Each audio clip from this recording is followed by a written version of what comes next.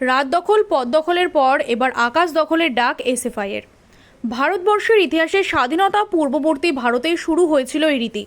স্বাধীনতা আন্দোলনের সঙ্গেও রয়েছে ঘুড়ি ওড়ানোর যোগ। মূলত 1928 সালে ব্রিটিশ প্রতিনিধিদের সঙ্গে তৈরি সাইমন কমিশনের বিরুদ্ধে প্রতিবাদের সময় থেকেই এই রীতি শুরু হয়।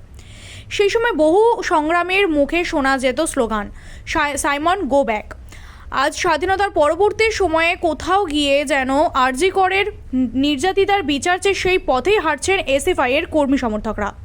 বিশ্বকর্মা পুজোকে সামনে রেখে বারাসাত এসএফআই-এর পক্ষ থেকে আকাশ দখলের ডাক দেওয়া হয়েছে আগামী 17 সেপ্টেম্বর।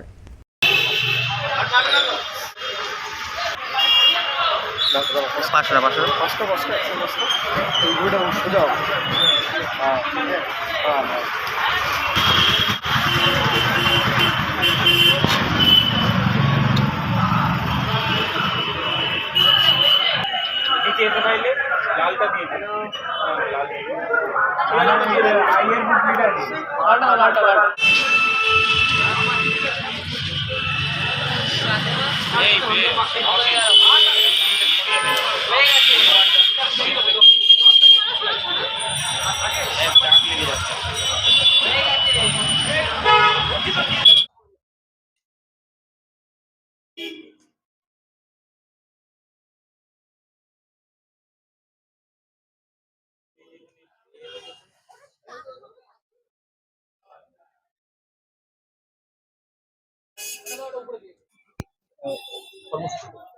নয়ই আগস্ট ভোর রাতে তিলোত্তমাকে আরজিকর হাসপাতালের মধ্যে ধর্ষণ করে খুন করা হয়।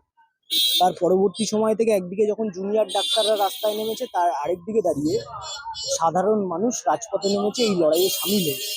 সাধারণ মানুষ সারা পশ্চিমবাংলা, সারা দেশ, সারা বিশ্বে এই আওয়াজ ছড়িয়ে গেছে justice for RG Kar, we want justice slogan দিয়ে তিলোত্তমার বিচার চাই।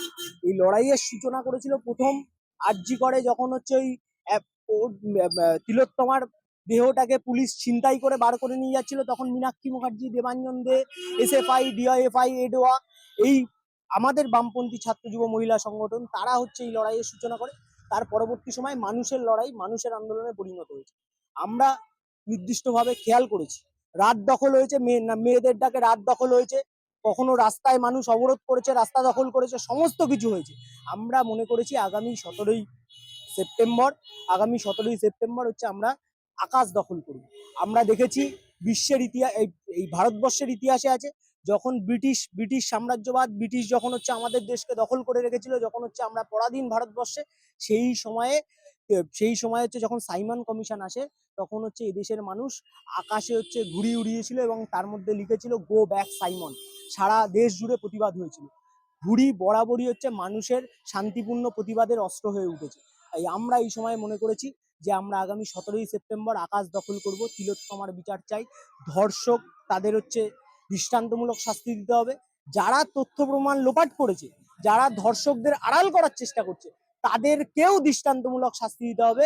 এই দাবিকে সামনে রেখে আগামী 17ই সেপ্টেম্বর আকাশ দখলের ডাক শুধু বারাসাত নয়, সারা রাজ্যের সর্বত্র হচ্ছে এই আন্দোলন, এই লড়াই সংগঠিত হবে, আকাশ দখল হবে। অমাশিস দেবনাথ, এসএফআই, উত্তর 24 পরগনা জেলা সম্পাদক মন্ডলীর সদস্য। এই যে আকাশ দখলের ডাক, সেখানে কত ভিড় রয়েছে, তোমরা কিভাবে সাধারণ মানুষ তোমাদের সাথে যোগদান করবে, বিষয় রয়েছে? আমাদের এখানে মোটামুটি 200 থেকে 250 ঘুড়ি আমরা আয়োজন করেছি। এখানে শুধুমাত্র যে রাজনৈতিক লোকেরা থাকবে এরম নয়, রাজনীতির বাইরে এই প্রতিবাদে যারা আমাদের সঙ্গে যুক্ত হতে চাইছে, সারা রাজ্যে মানুষ যুক্ত হচ্ছে। আমাদের এই প্রতিবাদে যারা যারা যুক্ত হবে তারা আসতেই পারে, যে কোনো স্তরেরই হোক না, সবাইকে আমরা আহ্বান জানাচ্ছি। ইতিমধ্যে সন্দীপ ঘোষ এবং টালা থানার প্রাক্তন আইসি গ্রেফতার হয়েছেন একদম। এবং তাদেরকে এই তিলোত্তমা ধর্ষণ যে তথ্য প্রমাণ লোপাট হয়েছে অভিযোগ হচ্ছে, সেই মামলায় গ্রেফতার করেছে। তোমাদের কি আন্দোলন আর গভীর করবে এবং সেভাবে আর আগামী দিনের পদক্ষেপ? আমরা মনে করছি এটা হিমশৈলের চূড়া মাত্র।